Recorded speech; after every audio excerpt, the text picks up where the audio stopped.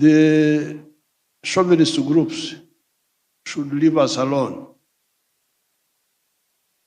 We, the Africans of this area, we have a very rich history. We are different, but we don't try to impose our identity on others. Maybe here I can just make 2 points. One is that Uganda does not have a border with Somalia. When therefore we decided to involve ourselves in Somalia, it was out of principle and strategy. Principle number one, we do not accept the chauvinism of Islamic groups who come here and waste our time, that they want to impose themselves on society.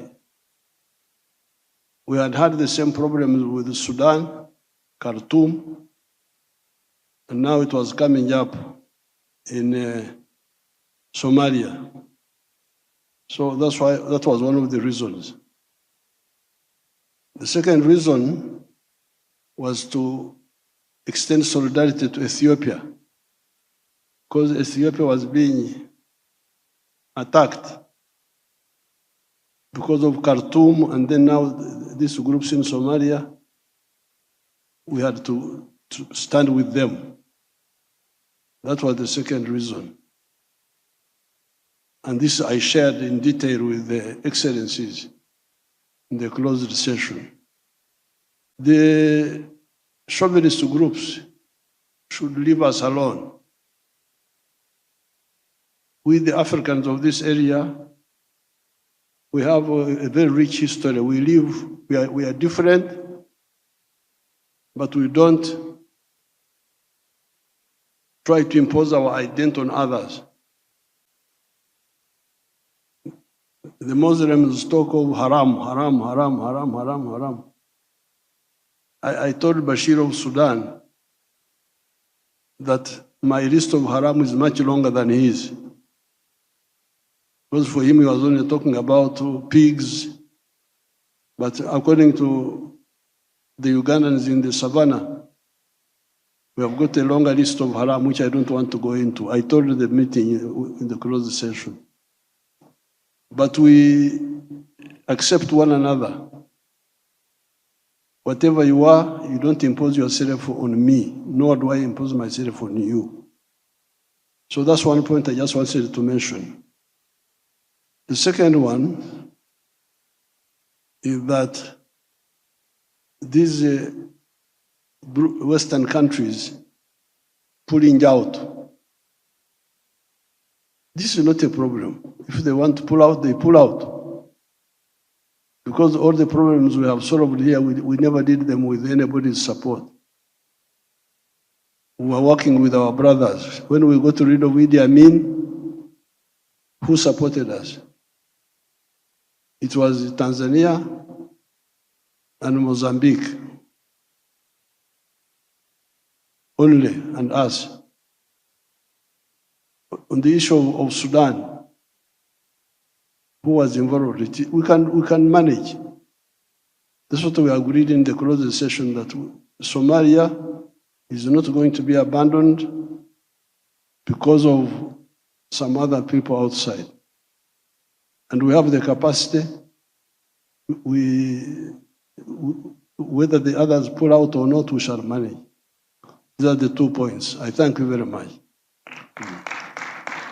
This summit was meant for security and the AU mission in Africa, and the problem of financing that exists, and that has been, and the issue of Al-Shabaab and all this, that has been covered very well. But for political matters, that's internal, and with your guidance and your support and your advice, we will do that homework by our own, and not in this communique.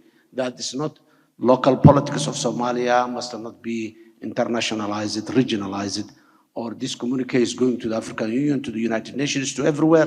Somalia is not in a position to accept that. Allow me to begin by expressing the AU's most sincere gratitude to His Excellency President Yoweri Kaguta Museveni and to the government and people of Uganda for the warm hospitality and also hosting the second extraordinary summit of the troop contributing countries, as you did last year in April 2025 and in 2023. Uganda has stood as one of the pillars of Africa's engagement in Somalia for close to 20 years. Its leadership and the sacrifices borne by its forces and by those of all troops and police contributing countries command our deepest appreciation. I wish to pay tribute to all the African soldiers and police officers who have served under the flag of the African Union and made the ultimate sacrifice. Their professionalism and their courage and their sacrifice have enabled Somalia to advance along the path to stability.